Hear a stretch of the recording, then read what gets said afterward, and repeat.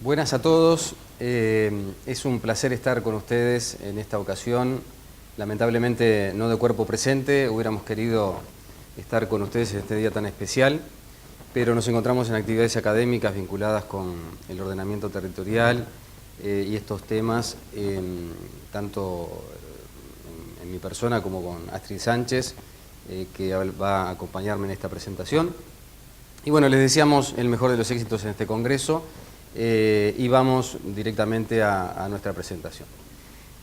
Por una parte quería primero presentarme brevemente. Mi nombre es Pablo Ligrone, yo soy arquitecto egresado de la Universidad de la República del Uruguay.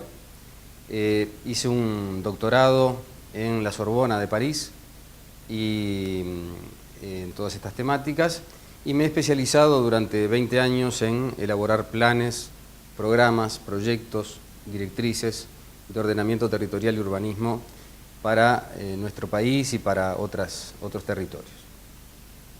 Y bueno, agradezco muchísimo a la Federación Rural por esta invitación y estoy hablando a título, digamos, de docente universitario, de especialista en el tema, que es como fui invitado a esta ocasión. La pregunta fundamental, bueno, ¿qué minería de gran porte o qué minería en general para nuestro país, para el Uruguay? La exposición la planteo en tres partes. La primera, vinculada un poco con qué hemos aprendido de la historia de la humanidad para enfrentar este asunto de la minería, de la previsión en cuanto a su planificación y las previsiones vinculadas al medio ambiente. Por una parte, todos sabemos que Europa en la Revolución Industrial destroza, destruye, digamos, consume todos sus bosques. Más tarde, en todo el periodo del colonialismo, las fuerzas coloniales de alguna manera utilizan los territorios colonizados del tercer mundo con efectos bastante negativos para el medio ambiente. Ya en el siglo XX, el desarrollismo soviético hace que el mar de Aral, uno de los más grandes del mundo, se desertifique totalmente en pocos años. Obviamente vivimos todo este gran deterioro ambiental, social, cultural que ocurre en África desde hace décadas, vinculadas con las acciones de las empresas internacionales que vienen de todas partes de los países desarrollados y que depredan los territorios en donde llegan. No podemos olvidar, obviamente, casos que nos llaman a una reflexión mucho más profunda, mucho más general, como son los casos de Chernobyl o de Fukushima más recientemente. Entonces, frente a esto, ¿qué debemos aprender? Bueno, lo primero que debemos aprender es que no debemos seguir cometiendo estos desastres con respecto a la naturaleza y que hay países que han desarrollado una excelente legislación y prácticas vinculadas con el medio ambiente y los referentes claves en todo esto han sido la Unión Europea básicamente. De esa Unión Europea hemos aprendido muchas cosas y buena parte de la legislación uruguaya hasta hace un tiempo se inspiraba en los principales o los mejores principios de ese manejo ambiental que hace Europa desde hace relativamente pocas décadas, pero que nos muestra el camino. La segunda parte de esta presentación tiene que ver con el avance que hizo el país en materia legislativa y en particular cómo la minería en general y la minería de gran porte en particular, es propiamente materia de ordenamiento territorial, además de haber sido siempre materia de evaluación de impacto ambiental.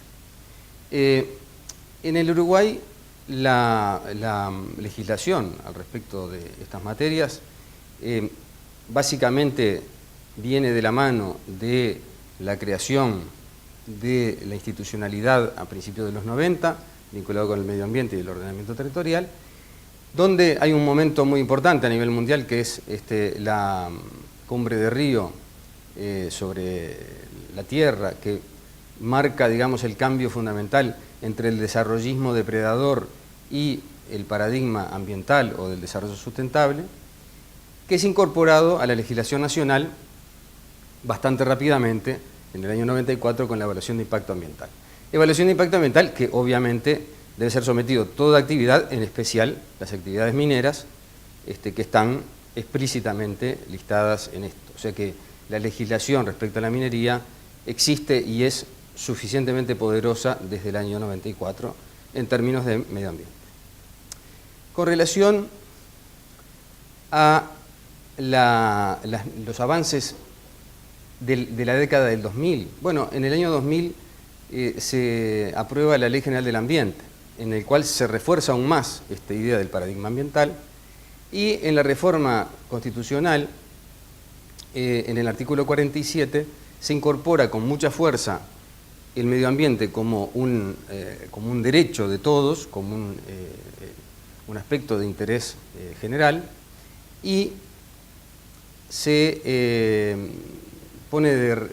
realza, digamos, la importancia del agua y del ciclo del agua como un derecho humano, en definitiva, un derecho general, que debe ser protegido, debe ser gestionado y debe ser planificado por el ordenamiento territorial. Dice expresamente el artículo 47 que la política nacional de aguas debe ser manejada por el ordenamiento territorial, además de, obviamente, los otros mecanismos ambientales. Quiere decir que ya la Constitución instala el ordenamiento territorial para estas cuestiones. Pero la ley avanza en esto y en el año 2008 se aprueba la Ley de Ordenamiento Territorial y Desarrollo Sostenible. Esta ley es un hito fundamental en la construcción de la legislación en nuestro país y de las garantías que tenemos los uruguayos o que tenemos que reclamar los uruguayos en su aplicación en todos estos aspectos. La ley fue el resultado de 15 años de trabajo, de cientos de personas, de especialistas, innumerables instituciones, la cooperación francesa, la cooperación española, en sus mejores técnicos e instituciones también, y debates parlamentarios muy profundos, muy extensos y muy ricos. Y tenemos, estoy totalmente convencido, una de las mejores leyes de ordenamiento territorial y desarrollo sostenible del mundo. Eso en el año 2008. Y en esta legislación, inequívocamente, está presente el medio ambiente, inequívocamente está presente la minería, y explícitamente lo está, además, y el manejo sostenible de los recursos naturales. Por lo tanto, no hay nadie que pueda discutir en nuestro país que la minería, y en particular la minería de gran porte, es un asunto de ordenamiento territorial a partir de la Ley de Ordenamiento Territorial del 2008. Ahora, ¿esto qué implica? Implica que la planificación debe hacerse, porque la planificación en esta ley es imperativa, es de orden público y sus instrumentos además son obligatorios. ¿Cuáles son los instrumentos de que dispone nuestra legislación para aplicar a la minería? Y vamos a pasar ahora una lámina donde hemos querido de alguna manera graficar los diferentes aspectos que pueden tener que ver con un emprendimiento minero complejo, de gran porte, que se desarrolla normalmente no en un territorio único, concreto y compacto, sino en un territorio diverso, en forma de redes, en forma de diferentes enclaves, generando todo un sistema, y que debe ser razonado, debe ser planificado, sobre todo planificado y estudiado, en varias escalas. Primero, y sin lugar a dudas, la escala nacional, las directrices nacionales de ordenamiento territorial minero son indispensables para cualquier país. Hay países hoy que lo están elaborando, países latinoamericanos que ya lo tienen muy avanzado, otros ya formados. En Europa, en Estados Unidos, muchos aspectos de esta planificación ya está desde hace años o décadas, ¿verdad? Y Uruguay no lo tiene, pero Uruguay lo tiene que tener. Necesitamos mapas donde estas cuestiones queden graficadas, las podamos discutir entre todos y pueda ser una materia de planificación a nivel nacional. Y allí la minería específicamente es una de los ejes fundamentales de la directriz nacional, o debería ser. También hay programas nacionales que se pueden aplicar en este instrumental, y luego hay una serie de otros instrumentos jurídicos y técnicos de planificación que prevé la ley a nivel regional, a nivel interdepartamental, porque muchos de estos emprendimientos abarcan varios departamentos, y luego a nivel microrregional y local, porque cada una de las partes de ese sistema va a afectar a diferentes localidades, unas localidades más reducidas, rurales, otras más cercanas a centros poblados más importantes, unas dedicadas a una producción intensiva, tal vez agrícola, agropecuaria, otras vinculadas a zonas turísticas o de esparcimiento. Entonces, este trabajo indispensable y obligatorio por ley a diferentes escalas debe hacerse. Ahora, ¿qué ha ocurrido desde el 2008 con esta ley en cuanto a su aplicación en estos temas? Bueno, ha sucedido que la ley de ordenamiento territorial se ha, de alguna manera, deteriorado, se ha degradado a raíz de diferentes leyes que fueron modificando algunos de sus artículos fundamentales. Entonces, aquella ley excelente que teníamos en 2008, hoy ya está bastante, depreciada en algunos aspectos. Pero, ¿cuál es el riesgo? El riesgo es que esto siga, en un proceso de cierta decadencia en cuanto a haber logrado esta norma, ¿verdad? Y esto de la mano, fundamentalmente, yo diría en estos momentos de tres cuestiones claves. Una, que muchos de los instrumentos de ordenamiento territorial, en especial las directrices departamentales de ordenamiento territorial que se han elaborado en diferentes departamentos del país, están estableciendo una especie, a mi criterio, de pseudoplanificación. ¿Por qué pseudoplanificación? Porque los contenidos que la ley prevé para estos instrumentos no están desarrollados con suficiencia, no están desarrollados con la profundidad y los contenidos que realmente requieren, carecen muchas veces de fundamentaciones y cometen, desde mi punto de vista, un grave error, que es el de categorizar todo el suelo del departamento sin mediar los niveles y las profundidades de estudios y de consultas públicas, de consultas en audiencias públicas, que requiere la definición fina de predio a predio, categorización de suelo a categorización de suelo. Porque a cualquier vecino que le toca caer en categoría rural, categoría urbana o categoría suburbana, debe tener la posibilidad, primero, de saber por qué le toca una categoría de suelo o no, u otra a su predio.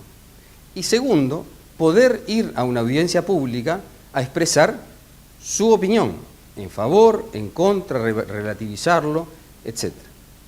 Dado los mecanismos de la ley y dado cómo se plantea esta elaboración de las directrices departamentales, esta audiencia pública en todas las localidades de un departamento no se ha producido. Por lo tanto, desde mi punto de vista, estas directrices están de alguna manera con el síntoma mi diagnóstico es que son nulas. O sea, son nulas porque el artículo 26 de la ley 18.308 establece claramente que un instrumento creado sin los procedimientos de participación que prevé la ley, entre ellos la consulta pública, son nulos. Entonces acá se está usando un destornillador para martillar un clavo. Es decir, estamos eligiendo pésimamente el instrumento y al elegirlo mal no le damos la posibilidad a las personas y a los vecinos de ejercer sus derechos y de poder participar. Para redondear, hay Otros dos temas que son los que preocupan hoy también. Una es la de la propia ley de minería, que está hoy con media sanción en el Parlamento, en la cual se le dan otros severos golpes al ordenamiento territorial. Primero se elige, en el artículo primero, se elige una de las actividades más agresivas que conoce el hombre contra la naturaleza, como es la megaminería, y se le declara de interés general y de utilidad pública. Y además se le agrega, genera procesos de desarrollo sostenible del país si cumple con las reglas y garantías rigurosas de gestión ambiental durante todo el proceso.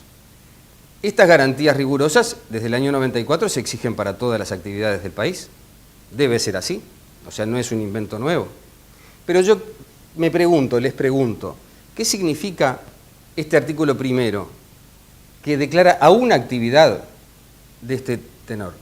Es que al declarar esta actividad, que es una de las más agresivas, todas las otras actividades que podemos realizar cualquiera de nosotros, como la ganadería, la agricultura, la construcción, el deporte, el uso de las playas, esas, al ser menos graves, también son de interés general, de utilidad pública y generan un proceso de desarrollo sostenible. O sea, ¿por qué se le exonera de alguna manera y se hace una ley específica para esta actividad cuando todas las otras se regulan por el medio ambiente, o sea, por las leyes de medio ambiente y por las leyes de ordenamiento territorial puro y duro?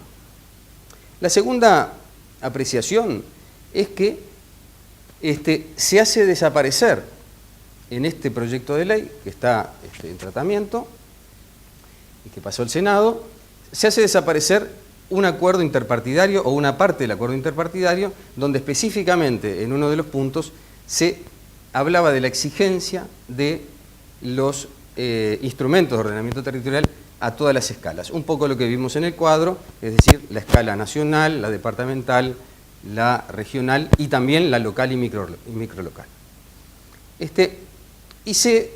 De alguna manera se reduce el ordenamiento territorial en esta ley de minería a una frase que es de perogrullo, porque ya está en la ley de ordenamiento territorial del 2008, que dice: la minería ocurrirá necesariamente en suelo rural. Bueno sería que pudiera ocurrir en un pueblo, en una ciudad, ¿no? Es decir, estaríamos realmente mal si tuviéramos que aclarar esto en nuestra legislación. Y finalmente, con relación a esta ley, que parece eliminar la exigencia de la planificación. Por lo tanto, la minería estaría aparentemente exonerada de la planificación, por lo cual pasaría solamente por los procesos ambientales y los vecinos, las personas en general, no tendrían la posibilidad, a través de los instrumentos de ordenamiento territorial, de ejercer sus derechos territoriales, como el de distribución de cargas y beneficios, como el derecho de planificación, de participar en la planificación de su territorio, el derecho al desarrollo local integrado y otros más que la ley del 2008 consagra. Y el último aspecto que me parece que sería altamente negativo que ocurriera es que prosperara el anteproyecto de ley de directrices nacionales de ordenamiento territorial que están en elaboración, que creo yo, por cómo está planteado, que ni siquiera tiene mapas, o sea, ni siquiera hay un plano, como lo que en muchos países del mundo son libros de 250 páginas llenos de cuadros, gráficos, propuestas, planos, etc. En nuestro caso no tenemos ni un plano que mapee al Uruguay y sus zonas, sus regiones y sus apuestas, y se generan, para el caso específico como cheques en blanco para que decretos posteriores de los gobiernos, de cada gobierno, decida la determinación de polígonos mineros a partir de decretos y no a partir de instrumentos de ordenamiento territorial. Esto creo que sería un deterioro muy importante de lo que se logró con mucho esfuerzo incluir en la ley de ordenamiento territorial. En suma, yo diría que de aprobarse estas leyes, de aprobarse estas dos leyes y algunas más que pueden estar ahí en proceso, se retrocedería muy fuertemente y podríamos decir que la ley 18.308 de ordenamiento territorial y desarrollo sostenible quedaría como el canto del cisne antes de morir definitivamente. Un corolario, antes de presentar a mi colega, como corolario de esta intervención, me parece que es indispensable que las instituciones y las personas tenemos que tomar conciencia de nuestros derechos territoriales, exigirlos, ¿no? Y exigirlos no solo con relación a la minería, sino con relación a cualquier otra actividad. Bueno, muchas gracias y le paso la palabra a la arquitecta Astrid Sánchez, que tiene más de 20 años trabajando en estos temas del ordenamiento territorial y que se ha especializado en los temas del patrimonio. Es una colega con la cual hemos trabajado mucho, hemos investigado, hemos publicado y que bueno, los dejo con ella para cerrar esta exposición. Muchas gracias.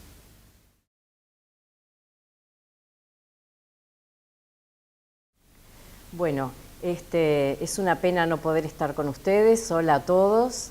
Les quiero agradecer muchísimo tener esta oportunidad de que nos escuchen, porque desde el lugar donde estamos muchas veces nos sentimos solos, porque a veces entender un montón de cosas y no poderlas compartir y explicar es una frustración. Así que bueno, agradecemos mucho esta oportunidad. Bueno, Pablo me presentó muy bien. Él se olvidó de decir que hoy es director de la Maestría de Ordenamiento Territorial de nuestro país, cosa que realmente es un honor, y sobre todo para mí compartir con él jornadas de trabajo y de reflexión y de investigación. Bueno, como él un poco les dijo, trato de mezclar en mi cabeza los conceptos de patrimonio, los conceptos de territorio, el tema del ordenamiento territorial y la importancia de la planificación. Como ama de casa que soy, no puedo evitar darle la importancia que eso tiene, porque de eso depende el éxito de que mi familia llegue a fin de mes. Y en cualquier empresa la planificación es impensable que no se realice y por lo tanto en un territorio debe ocurrir lo mismo. El patrimonio territorial implica muchas cosas y todavía nosotros no lo tenemos metido muy fuerte en nuestra cabeza y en nuestra forma de razonar. En primer lugar, porque el territorio no es solamente la superficie o un mapa que nosotros podemos ver en una enciclopedia. El territorio es la gente, es la actividad que realiza, es las costumbres, es la forma en que le gusta vivir, las cosas que son importantes para sí. Y el patrimonio justamente lo que hace es poner en valor ese tipo de cosas en que uno no está dispuesto a transar o que le da un valor económico o un valor de importancia que se tiene que evaluar en algún momento. Hay cosas que en una ley tal vez puedan aparecer muy frías, pero la ley de ordenamiento territorial prevé que esas cosas en algún momento se puedan cuantificar. Y de esa manera recién ahí es cuando nosotros podemos evaluar cuánto vale algo, qué es lo que estamos dispuestos a ceder, qué es lo que no estamos dispuestos a ceder. Y entonces la ley de ordenamiento territorial de alguna manera, si se aplica bien, nos da las garantías de poder tener sobre una mesa todos los aspectos. Y entonces poder decidir cuál es el costo de oportunidad de hacer una actividad o de hacer otra. En lo que me es personal, yo soy arquitecta, soy una persona sumamente urbana. Sin embargo, me he sentido totalmente identificada con saber que mi país es un país que tiene cierta matriz productiva, que tiene cierto desarrollo rural, que tiene cierta actividad ganadera, agrícola. Estoy lejos de eso en mi práctica y en mi vida cotidiana, pero sin embargo es parte de mi patrimonio o es parte de la definición de un país en donde yo elijo hoy vivir. Si algo cambia de todo eso, me gustaría que me consulten, porque yo quiero tener la oportunidad de opinar, que es lo que es importante para mí. Eso tiene que ser parte de las cosas que se consideren en este momento, que se evalúen y que se pongan en una mesa donde finalmente todos podamos opinar y que la última persona responsable de la medida que se tome sea el decisor político. Y con todo lo que eso implica, que después en la historia quede marcado, en este momento, en este periodo de gobierno o en el otro se tomó tal decisión, que puede ser maravillosa y llevarse todas las glorias de haber hecho un paso importantísimo en la historia del país, o puede llevarse toda la carga de lo que significa cuando comete un error, pero teniendo todas las cartas sobre la mesa para poder decidir. A lo largo de todo este tiempo en que el tema de la minería se debate y que muchas veces hemos sido consultados y que la gente a veces en la calle nos pregunta, nosotros siempre tratamos de decir que, bueno, las cosas a veces no son ni buenas ni malas, pero hay instrumentos para poder evaluarlo. No somos especialistas en todo, pero hay instrumentos que sí. Y debe haber directrices de ordenamiento territorial que toquen el tema de la minería, donde se estudien estas cosas y se definan dónde son los territorios en que esto va a ocurrir, cómo va a ocurrir, en qué plazos, con qué etapas. Como todavía no hay un conocimiento de lo que significa la materia territorial, el concepto del territorio, se entendió que una directriz nacional de ordenamiento minero era una ley, se entendió bien, pero no una ley de minería. Y creo que ahí se fue atravesando, se fue caminando por un sendero que en realidad no era precisamente el que se planteaba cuando se hablaba de que había que crear una ley. Había que crear una ley, pero una directriz nacional de ordenamiento minero, no una ley de minería. De todas maneras, esa ley hoy está en el Parlamento. Va a depender de los tomadores de decisión, va a depender de la gente que tenga la oportunidad de opinar o no sé, en estos momentos, y va a depender de, bueno, qué país es el que nosotros queremos y qué es lo que ocurre con esa defensa del patrimonio en cuanto a esa matriz productiva que caracteriza al país.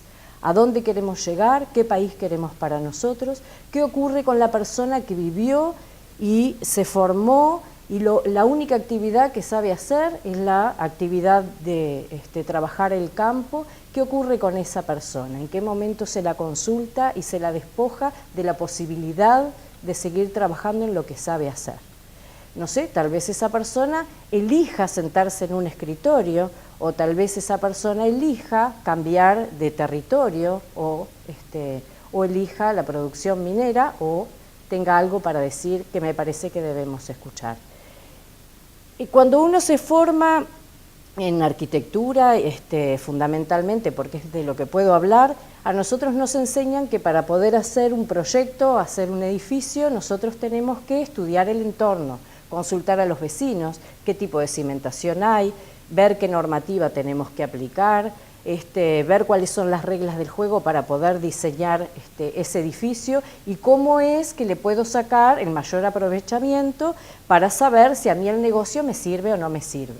Creo que en materia de construcción eso es claro, es fácil de entender y las reglas están claras y a nadie se le ocurre no cumplirlas. Y bueno, puede haber excepciones como todo, pero en general son normativas que uno trata de seguir porque hay una definición clara de cómo se quiere la ciudad en ese lugar. Bueno, si todo eso se toma, se respeta para el caso de un edificio, que en definitiva si algún día nos arrepentimos lo podemos demoler, con más razón debemos tener en cuenta todo ese bagaje de posibilidades, de herramientas, de información, de instrumentos, de estudios, de análisis, de consultas, para una cosa que no es tan fácilmente reversible. Entonces, entiendo que hay que poner primero todas las reglas y todas las cartas sobre la mesa para poder tomar una decisión. Nada nos apura, nos hemos tomado 18 o 15 años, como decía Pablo, en elaborar una ley de ordenamiento territorial. Entonces, ¿qué apuro tenemos si todavía no llegamos a entender o no llegamos a tener toda la información para que un emprendimiento se haga o no? El negocio, ¿para quién tiene que estar? ¿Para el empresario que hace el emprendimiento o para nosotros que somos los propietarios del territorio? Para nuestro patrimonio. Me parece que todavía tenemos que aprender a evaluar y a ponerle valor a un montón de cosas que hoy no se consideran cuando se hacen los cálculos económicos. Simplemente lo que quiero es que haya una reflexión al respecto. Hay una ley, esa ley se puede aplicar, hay mucho para estudiar, hay mucho todavía para hacer carne en nosotros, y creo que el tema del ordenamiento territorial es un tema que va a marcar, el día que se aprenda y se aplique, es el tema que va a marcar la diferencia para empezar a construir territorios inteligentes. Bueno, muchísimas gracias y un éxito en este congreso.